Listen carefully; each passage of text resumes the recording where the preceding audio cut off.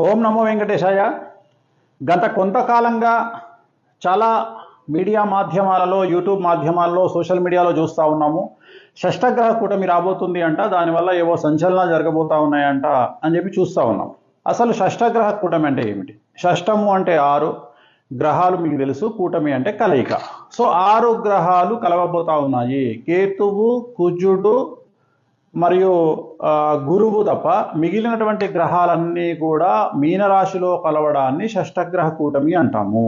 ఇది మరి ఇంతకుముందు ఎప్పుడైనా వచ్చిందా? మనకు తెలిసి మనకు ఇప్పుడు 2019లో డిసెంబర్లో షష్టగ్రహ కూటమి ఏర్పడడం జరిగింది. మరి షష్టగ్రహ కూటమి ఏర్పడినప్పుడు ఏం జరిగింది? ఇంత గొప్పగా ఇంత ఏదో చెప్తా ఉన్నారు అంటే, ప్రపంచాన్ని సర్వనాశనం చేయడానికి ప్రయత్నం చేసినటువంటి కరోనా వైరస్ వచ్చింది షష్టగ్రహ కూటమి తదుపరి.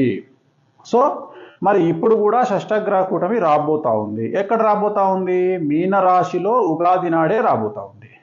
సో ఆ రోజు మనకు షష్టగ్రహ కూటమి అనేటువంటిది మీనరాశిలో వస్తుంది. ఏ రోజు? 30వ తారీఖు మార్చి 2025 ఉగాది నాడు.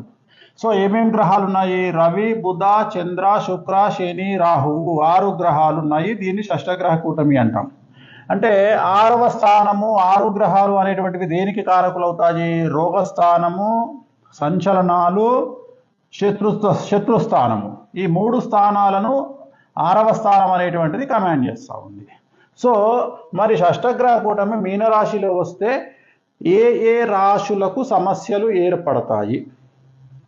నెంబర్ 1 మీనరాశి, నెంబర్ 2 తులారాశి, నెంబర్ 3 సింహరాశి, నెంబర్ 4 మేషరాశి. సో ఎందుకు మరి? రీజన్ ఏంటిది అంటే, ఒకటి మేషరాశి, మీనరాశి 12వ స్థానం వ్యయస్థానంలో 6 గ్రహాలు కలవబోతా ఉన్నాయి. సింహరాశికి 8వ స్థానంలో 6 గ్రహాలు కలవబోతా ఉన్నాయి. తులారాశి 6వ స్థానంలో 6 గ్రహాలు కలవబోతా ఉన్నాయి. మీనరాశి జన్మంలో 6 గ్రహాలు కలవబోతా ఉన్నాయి. అంటే రాబోయేటువంటి షష్టగ్రహ కూటమి వల్ల బాధింపబడేటువంటి రాశులు ఏమిటయ్యా అంటే, మీనరాశి, తులారాశి, సింహరాశి, మేషరాశి. వీరికి 100% సమస్యలు ఉండబోతా ఉన్నాయి. ఇది తెలుగుకు సంబంధించి తెలుగులో విశ్లేషించడానికి మీకు ఇంగ్లీష్లో కనుక తీసుకుంటే ఏ అనే లెటరు, సి అనే లెటరు, డి అనే లెటరు, ఆర్ అనే లెటరు, టి అనే లెటరు, ఎం అనే లెటరు, ఎస్ అనే లెటరు, ఎల్ అనే లెటరు. ఈ ACDRTMSL అనేటువంటి అక్షరాలతో ప్రారంభమయ్యేటువంటి మనుషులు కానీ, దేశాలు కానీ, రాష్ట్రాలు కానీ ఇవి ప్రకృతి పరంగా బాధింపబడతాయి.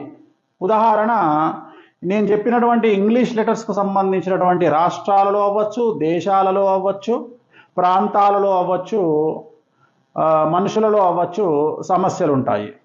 సో మనుషులకు సంబంధించి ఏం జరగబోతా ఉంది అంటే, ఆరోగ్యపరమైనటువంటి ఇబ్బందులు లేదా పెను సంచలనము జరిగేటువంటి అవకాశం ఉంటుంది. మనుషులకు సంబంధించి అది మీన, తుల, సింహ, మేషరాశి వాళ్ళు, అలాగే ఇంగ్లీష్ లెటర్స్కు సంబంధించినటువంటి వాళ్ళైతే ఈ లెటర్స్కు సంబంధించినటువంటి వాళ్ళు మనుషులైతే వాళ్ళ జీవితంలో ఆరోగ్యపరమైన ఇబ్బందులు, పెను సంచలనాలు నమోదయ్యే అవకాశం ఉంది.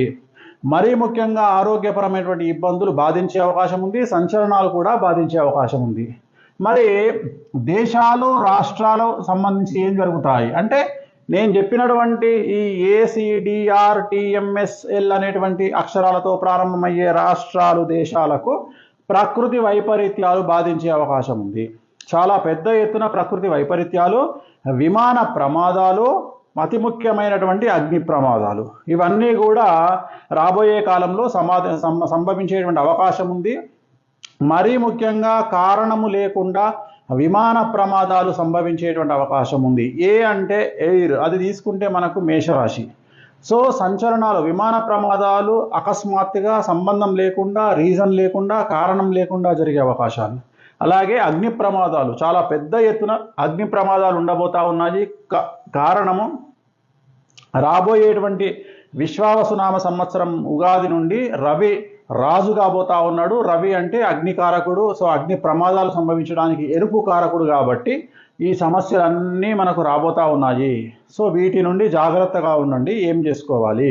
ఇదంతా కారకుడు షష్టగ్రహ కూటమి శని ఎఫెక్ట్ అవుతా ఉంది. మీరు అబ్జర్వ్ చేస్తే రవిని కమాండ్ చేస్తూ ఉన్నాడు, బుధుని కమాండ్ చేస్తూ ఉన్నాడు, చంద్రుని కమాండ్ చేస్తూ ఉన్నాడు, శుక్రుని కమాండ్ చేస్తూ ఉన్నాడు, శని రాహువుని కమాండ్ చేస్తూ ఉన్నాడు. అంటే ఇక్కడ శుక్రచండాల యోగము, రవిచండాల యోగము, బుధచండాల యోగము, చంద్రచండాల యోగము, శనిచండాల యోగము, 4 గ్రహాలను శని రాహువు కలిసి పూర్తిగా దుష్టగ్రహంలోకి తీసుకెళ్లినారు. దుష్టుల యొక్క ఎఫెక్ట్ సాన్నిహిత్యం సాంగత్యం ఏర్పడుతుంది.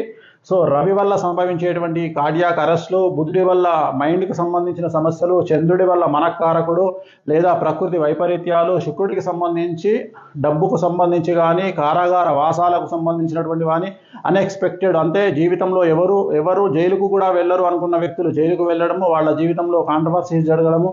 సో ఇలాంటి పేను సంచలనాలు రాబోయే కాలంలో షష్టగ్రహ కూటమి వల్ల ఏర్పడబోతా ఉంది. దీనికి సంబంధించినటువంటి నివారణ మార్గము తిరునల్లార్ శనీశ్వర ఆలయంలో ప్రత్యేకమైన శని పూజ నిర్వహించుకోవడం ద్వారా దీని యొక్క ప్రభావం తగ్గేటువంటి అవకాశం కనిపిస్తూ ఉంది. ఓం నమో వెంకటేశాయ.